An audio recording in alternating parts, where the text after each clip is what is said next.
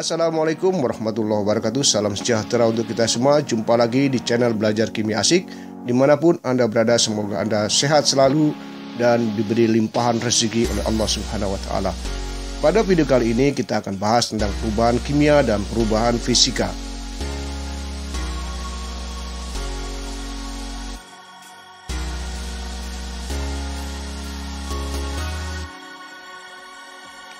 Apakah perbedaan perubahan fisika dan perubahan kimia? Hal-hal apa saja yang bisa kita temui dalam kehidupan sehari-hari yang tergolong dalam perubahan fisika? Hal-hal apa saja yang bisa kita temui dalam kehidupan sehari-hari yang tergolong dalam perubahan kimia?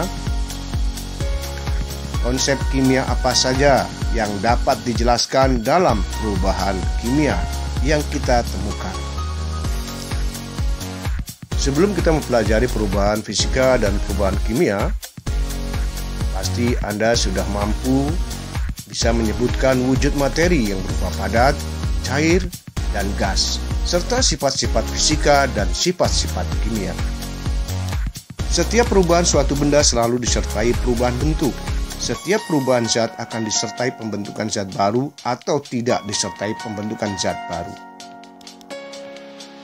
Profil pelajar Pancasila yang diharapkan dari kalian adalah bernalar kritis, kreatif, mandiri, bertakwa kepada Tuhan Yang Maha Esa. Ruang lingkup kimia. Ilmu kimia dapat didefinisikan sebagai ilmu yang mempelajari tentang susunan, struktur, sifat, perubahan materi, serta energi yang menyertai perubahan tersebut. Materi adalah segala sesuatu yang menempati ruang dan memiliki massa. Sifat-sifat materi, sifat fisis adalah sifat yang tidak mempengaruhi perubahan komposisi kimia suatu zat oleh adanya perubahan wujud atau keadaan zat. Contohnya, titik didih, titik leleh, daya hantar listrik ke lautan. Sifat kimia adalah sifat yang ditunjukkan oleh suatu zat ketika zat tersebut mengalami perubahan menjadi zat lain melalui reaksi kimia. Contohnya, mudah terbakar, berkarat, mudah meledak, dan beracun.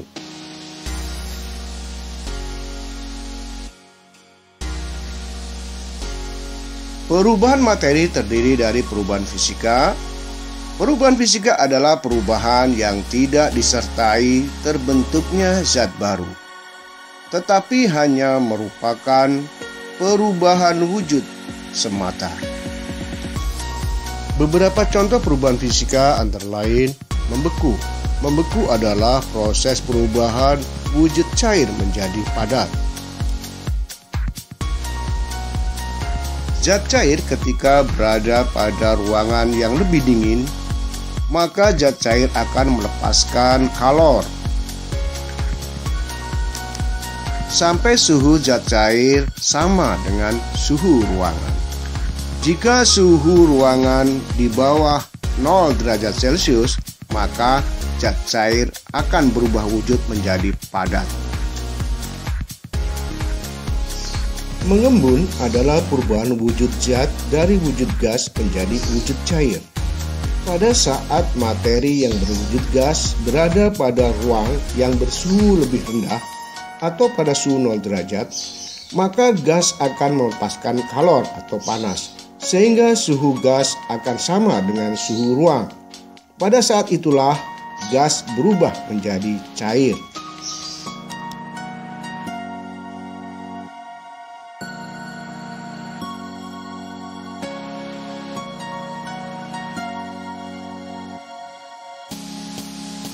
Menguap adalah perubahan wujud cair menjadi gas. Hal ini terjadi karena penambahan kalor atau panas pada zat cair. Sebagai contoh, air. Molekul-molekul air terikat kuat oleh ikatan hidrogen. Ikatan ini akan terputus bila mendapatkan panas. Air akan mendidih atau proses penguapan dimulai pada suhu 100 derajat Celcius. Logam akan meleleh atau melebur pada suhu yang tinggi. Masing-masing logam memiliki titik leleh yang berbeda. Susunan atom dalam logam tersusun teratur yang membentuk awan elektron.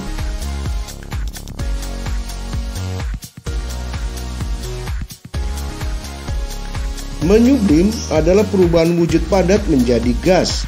Semua padatan yang memiliki tekanan uap yang cukup besar pada suhu tertentu akan menyublim ke udara. Contoh, air akan menyublim tepat di bawah 0 derajat Celcius.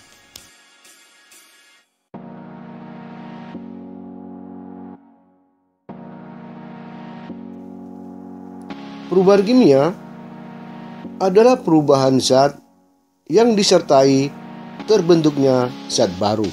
Sebagai contoh perubahan kimia adalah ledakan dari bahan kimia. Meledak adalah pembakaran dengan pembentukan panas dan gas yang cepat dengan volume gabungan yang jauh lebih besar dari aslinya.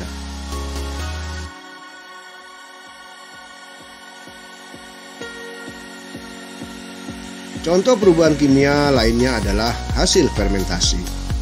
Fermentasi adalah perubahan kimia yang diakibatkan oleh mikroorganisme.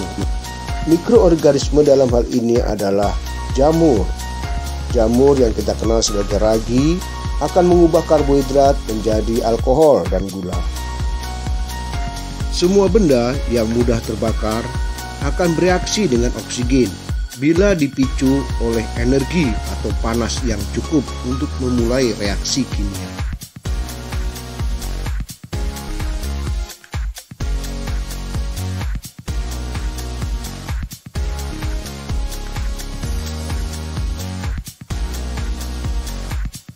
Logam akan bereaksi dengan oksigen melalui media air.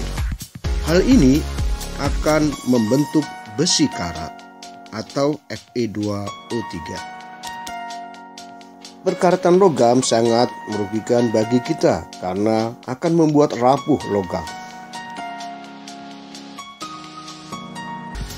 Contoh perubahan fisika. Kita larutkan 1 sendok gula dalam air, kemudian kita aduk sampai merata. Tujuan pengadukan adalah untuk meningkatkan energi kinetik agar molekul gula dan molekul air bergerak lebih cepat. Akibat gerakan ini, kemungkinan terjadi tumbukan antara molekul gula dan molekul air semakin sering.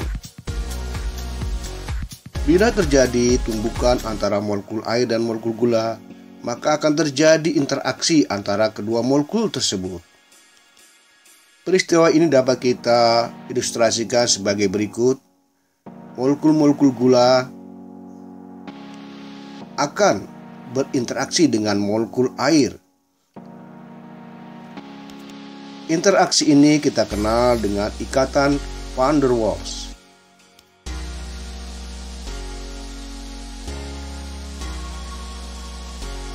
Konsep kimia dalam perubahan fisika dalam hal ini adalah gula yang dilarutkan dalam air. Molekul gula dilarutkan dalam air tidak akan terjadi reaksi kimia, melainkan akan terjadi interaksi antara molekul gula dan molekul air dengan ikatan van der Waals.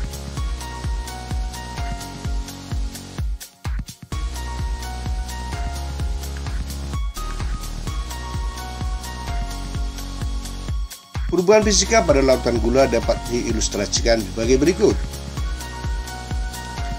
Molekul gula dan molekul air akan terlepas apabila diberi energi yang cukup.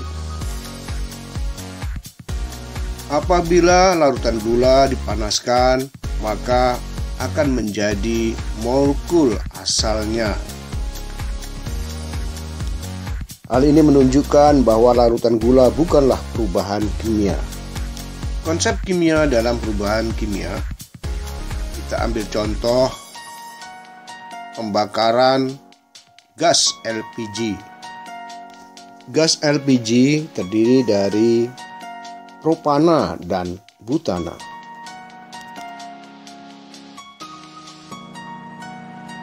Kita ambil contoh misalkan LPG adalah butana. Butana akan bereaksi dengan oksigen, akan menyusun menjadi komposisi-komposisi yang berbeda dari zat asalnya.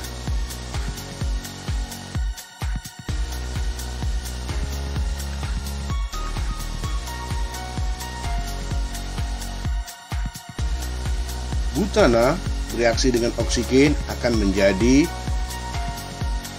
CO2 dan H2O. Dalam hal ini, proses pembakaran butana adalah perubahan kimia karena terjadi zat baru, yaitu CO2 dan H2O. Demikian penjelasan singkat dari saya. Mohon maaf bila ada kesalahan.